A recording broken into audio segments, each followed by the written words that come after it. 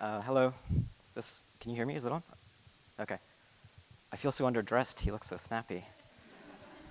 Um, so, yeah, that's my introduction, but what's not in there is that I'm also a heroin user. So I've been doing harm reduction work for just over 10 years, but the way that I got into doing harm reduction work is that I've been a heroin injector for just over half of my life. And a big part of harm reduction is the tenet of harm reduction, nothing about us without us, that we don't want to be acted upon. We don't want things being done to us by other people. We want to be involved in the policies and services that are being offered to us. And so I started off as a peer worker, which is folks who are from the community who are brought in to do work with the community.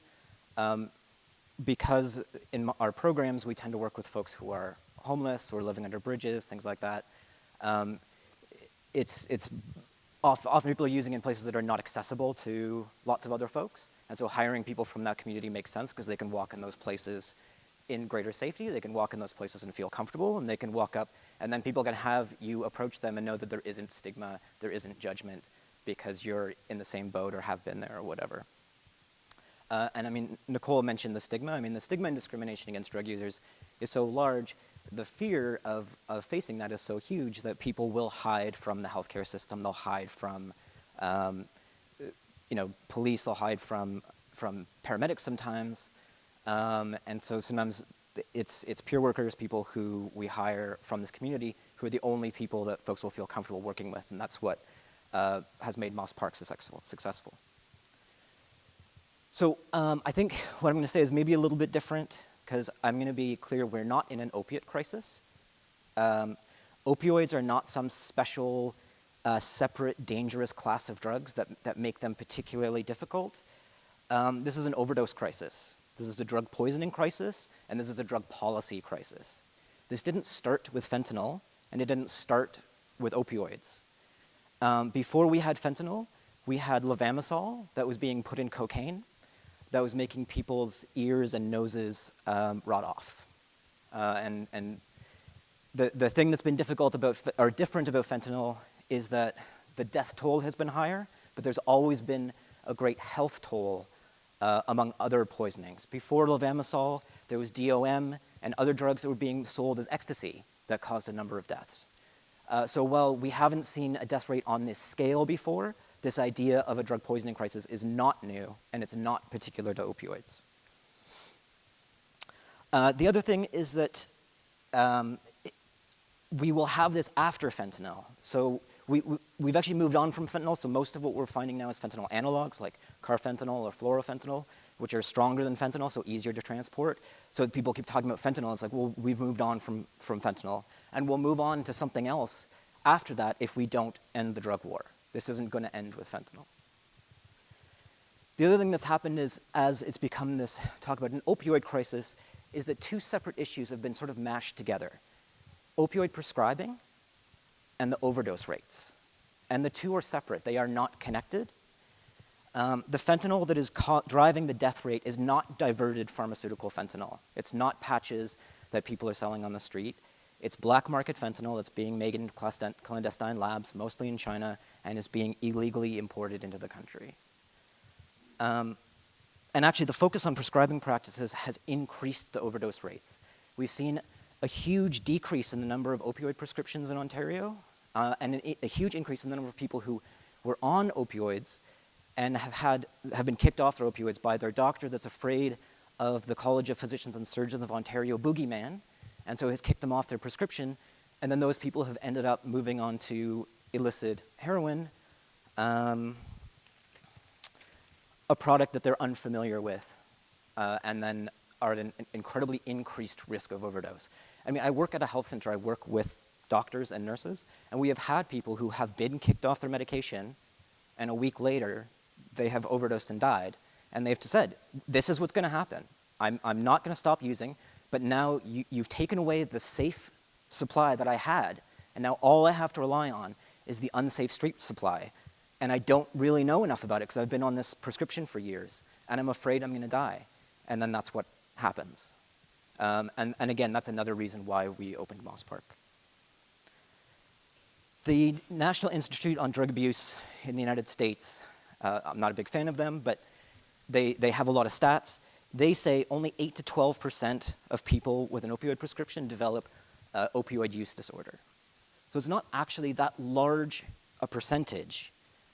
Most people can use these substances and then put them away afterwards. It's a small group of people that really become dependent. And so focusing on prescription strategies has actually diverted attention away from strategies that will help, and again has taken away what for some people was a safe supply. Right now, the overdose death rate is higher than the death rate from HIV at the height of the AIDS epidemic. Yet we are still so far from offering easily accessible prescription diacetylmorphine, or prescription heroin as it's often called, which is something that in Switzerland they used incredibly successfully to address their overdose and HIV problem in the early 1990s. And with Doug Ford as premier, we're probably even farther than we were before. So how did we get here? So this is a continuum of drug use. So like I said, most people exist on that end of that spectrum, like the large majority of people. I have actually never met anybody who's on the far end on abstinence. Lots of people say they are, but then I'm like, so you've never been prescribed a medication before, you've never smoked a cigarette, you've never smoked a joint, you've never had a drink of alcohol, and well, of course I've had that. Well, then you can't say never, right? But most people are experimental use, occasional weekend warriors, whatever. It's the daily continual chaotic use is the people that I work with the most, although I work with people from across the spectrum because I handle a lot of needles, I hand out a lot of crack pipes, I hand out a lot of naloxone, and one thing that's happened is a lot of people have come in with naloxone, no matter where they are on that spectrum, because they've been incredibly fearful of fentanyl. These are the rates of dependence put by drug. So you can see that most people who use the illicit drugs actually use them recreationally. People using heroin, 13.4% of people develop a dependence. There's another commonly cited one that says it's about 20%. But if you take the conservative estimate of 20%, 80% of people are using heroin and using it recreationally, right? So there's something else that's happening for folks that are getting stuck using every single day and giving up sort of everything that they have in order to use. Those are the people I work with, and that's me. And so how did we get here? We've taken money away from housing. We've increased social isolation. We haven't addressed colonization. We still have a number of First Nations that don't have drinkable water.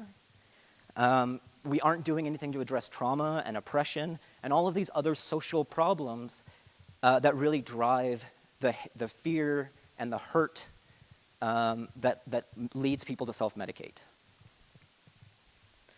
The other thing is that, I mean, how we got here isn't new to us. We did this before with alcohol. We prohibited alcohol. You know, gangsters took it over. They started making bathtub brew, putting it on the streets, and people were dying. We realized the folly of our ways. We changed that. We made it legal again. We started regulating the supply, putting it out there. And now we are where we are. And we look back at that as an anachronism and say how foolish they were to do such a thing. But we do it every day with all these other drugs and think that we're somehow smarter, right? We've gone from Al Capone to El Chapo. And the only thing that's changed between Al Capone and El Chapo is that El Chapo has access to amounts of money Al Capone could only ever dream of. It's only gotten bigger since Al Capone. So a commonly asked question about how we got here is why don't people just stop? When they're giving up all these things, when they're selling all their possessions, when they have nothing, why don't they stop? It's difficult to say because people use for a lot of different reasons. And so like all human things, this is complex. Human beings are complex and they do things for all different reasons. And they also do things for reasons that don't make logical sense because these are emotions and they're not logical.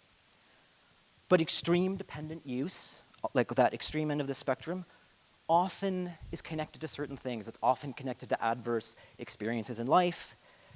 And whether you believe in a disease model, a learning model, like a learning gone wrong model, or a trauma model of how people become dependent, people are often using daily independent because they are medicating. There is a hurt or an isolation that they are struggling with, and they're just trying to feel better. And then the way that we deal with people and we treat them is that we put them under increased surveillance, we incarcerate people, we harass them, and I don't hear people telling people with diabetes that they need to kick their insulin habit.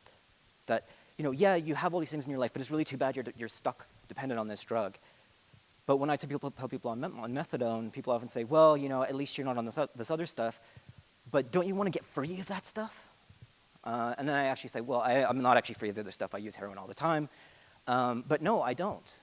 If this stuff gets me through the day, and I have a job with a salary and a home and all of these things, then I'm not sure what the large issue is.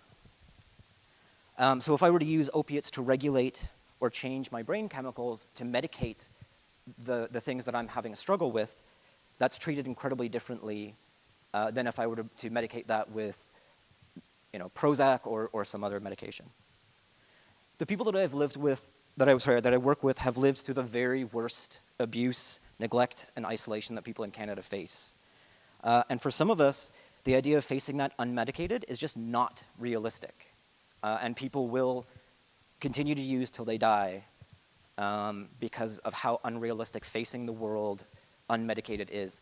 And it's not always about going through withdrawal, because we have things like Suboxone or methadone that can help you with that. The problem is, a lot of people can go through withdrawal. It's absolutely horrible. I've never been sicker than going through withdrawal, but I've done it. But then you have to go back to the problems that you had ahead of time. And that's what makes it so hard to do long term. I know lots of people that can stop for periods of time, but the long-term change, because we haven't faced transformational change as a society to provide a lot of other options for people when they change. So if I stop using drugs, I'm still stuck in this TCHC crappy apartment with no kind of options in my life. I mean, what are we really offering people after that? The other thing is that, so the people that I work with face the worst social isolation, incarceration, assault, etc., don't stop using, and then we put a drug war on top of them, and we make them illegal individuals. And so we ratchet up the fear, and we think somehow we're going to ratchet up the fear on these people, and that's going to help, rather than increase people's fear and isolation and make them turn to drugs even more. It feels like a particularly difficult time to be a drug user right now. It's been difficult to be a drug user since the beginning of the drug war. There was a time when it wasn't difficult to be a drug user. You could order morphine from the Sears catalog along with a really fancy syringe and a special box to put it in. You would get it from your doctor. You would go home, you would do your morphine fix, you would go to work, all of those kinds of things. And when drugs were first made illegal, the people who stood up against it were doctors. There was a large group of doctors who said, this is not right. We need to prescribe this to people because that's the best hope that they have to lead normal lives. 4,000 people died of overdoses last year across Canada, and 1,000 of my brothers and sisters died in Ontario last year. This doesn't account for all the other premature causes of death that disproportionately affect my community, like HIV, Hep C, organ damage like endocarditis, which happens from being forced to use an unregulated illegal supply. And so this also drives the fear and the trauma that, again, makes people dependent on drugs. When you're facing this kind of death rate, and we all know many, many, many people who've died, and we're all constantly terrified that that next shot we do might kill us, it doesn't create a very positive healing environment for people to try to put that stuff aside for a little bit. And so it's clearly time for a change in how we approach drugs and working with people who use drugs. Here's the costs of the drug war. $38 billion is what we've spent to throw people in jail for putting things into their bodies. However, if you look at the two drugs that cost us the most, of course, they're alcohol and tobacco. Opioids is the little blue one. I know it's a little blurred. The little blue one are opioids. And then if you look at the little pie chart down below, that's the breakdown of how the costs are put out. And so the large orange one is lost productivity. The blue one is criminal justice. And so we're spending billions of dollars on criminal justice to incarcerate and arrest people who use drugs, and we could be diverting that into evidence-based services that have actually been shown worldwide to have an impact, and a positive one. So what are we doing? This is the trailer in Moss Park. This came about because we just lost so many people, and a group of us were constantly having breakdowns, and we just couldn't handle it anymore.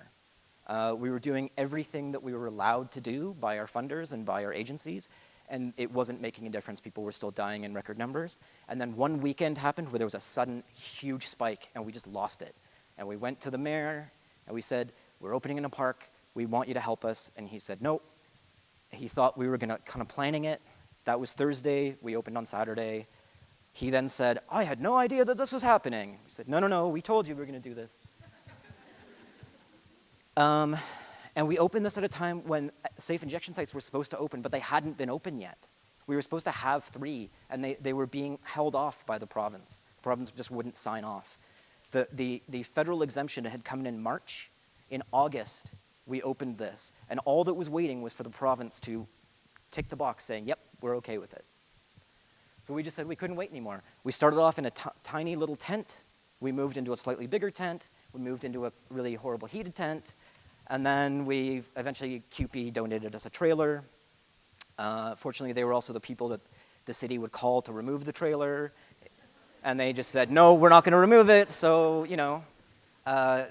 you can have it, you can hire in other laborers to remove it, but then you're going to face a CUPE issue. So that's kind of how we did that.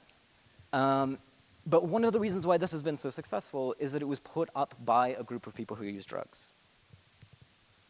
And so I mentioned before about nothing about us without us. And so that's really what this embodied. It was a group of drug users, and it was a group of allies who work with drug users but listen to drug users and are led by drug users that we have been so successful, and we've managed to stay in from the start. The day that we first opened and the police showed up, this cop said, I give you guys 3 hours before you're punched out and you run out of here and you're calling us for help. And I mean, that never happened. We had to call paramedics a few times, and we would say, please don't send the police. We don't need them, and we don't want them. We are moving out of the trailer. We're moving around the corner into a building. We now are funded and are going to be inside and have bathrooms and heating and all that kind of good stuff that you should have at an agency. So this is what works and what happens when you elevate people who use drugs to work with their own community, and you listen to people who use drugs. In terms of how we got here, again, this isn't new. Overdose deaths have been increasing for the past 25 years. So this isn't some sudden thing that happened in 2016. It only started getting talked about in 2016, but we've known that this has been coming for a long time. When OxyContin happened, we said, when you take this away and you change it to OxyNeo, a lot of people are going to change to heroin and they're going to overdose and all these things are going to happen. And we said this sort of time and time again, and it's only been kind of recently that people have started to listen.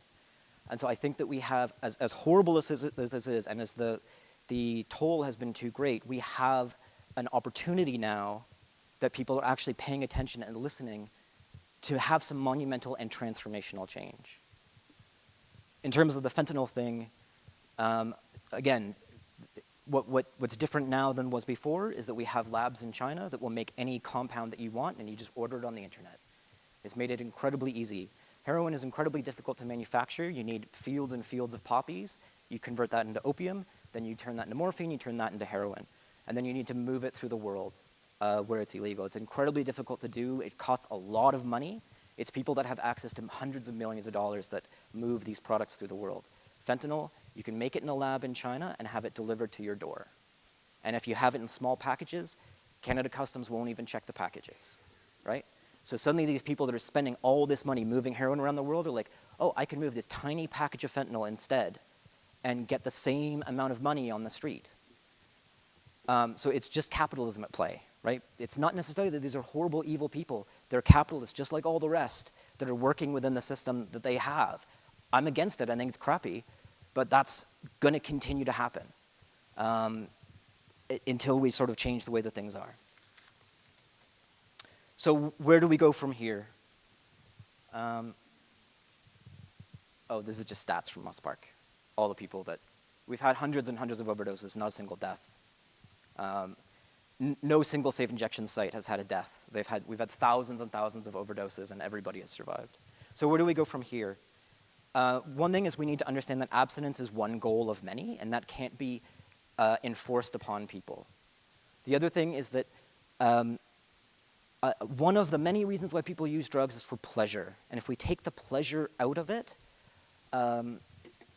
we take away people's buy-in sometimes. And so offering things like Suboxone, which for many people works well, for some people, it's just not attractive enough. The other thing with abstinence is abstinence-only language. We often use the word addiction, and I just want to tell a quick story about where that comes from. It's actually a Latin word, addict, which means slave. When legionaries did well in battle, if they did particularly well, they would be given an addict, a slave, as a reward. And over time, the word addict came to mean somebody who was a slave to anything. So when you call me an addict, or you talk about my addiction, you're talking about being a slave to the drug. And I don't think that any of us really want to be using the language of slavery, but that's become the common language in our society, along with other things like rock bottom and relapse and falling down and all these things. So if you think about the way that we talk about drug use, it's always incredibly negative and failure-based. And I think we need to talk about choices and options and support and loving and continuing to be with people no matter where they're at. We need to, sorry, I know I'm over, but I'll be like 1 minute. We need to look at the many ways that people are facing ill health. This can't be about drugs alone, because often people are using drugs to escape trauma. People are using drugs to escape the abusive relationship they're in, or the colonization that they've experienced for hundreds of years for their ancestors. So we need to look at all these adverse life events and situations and start to focus on those as well. We need to stop basing policy on what we would prefer that people do, and base it on what actually works and what's been shown to work. You can still prefer that people not use drugs, that's fine, but let's not base policy in that. Let's base policy on what's actually going to get results. The two main things that we can do is decriminalize and offer a regulated supply. It's been tried in many countries around the world. It's always been incredibly successful. You can look at Portugal and how well they've done. You can look at Switzerland and what they did in the 90s. It's been incredibly successful. And I will repeat that we've dealt with this before with alcohol. We're doing it right now with cannabis, bringing substances off the street and into the off the streets and out of the hands of cartels makes Canadians safer and makes the world safer. And that's all I have. Except this thing, I really believe we are on the right side of history. One day people will look back on global drug prohibition with the same sense of whimsy and incredulity that we look back on alcohol prohibition in the USA in the 1920s. Well, of course that didn't work. What a stupid idea. But until we get to that place, people are still being killed, still overdosing, still facing unacceptable harms and risks, still being demonized. Thanks very much.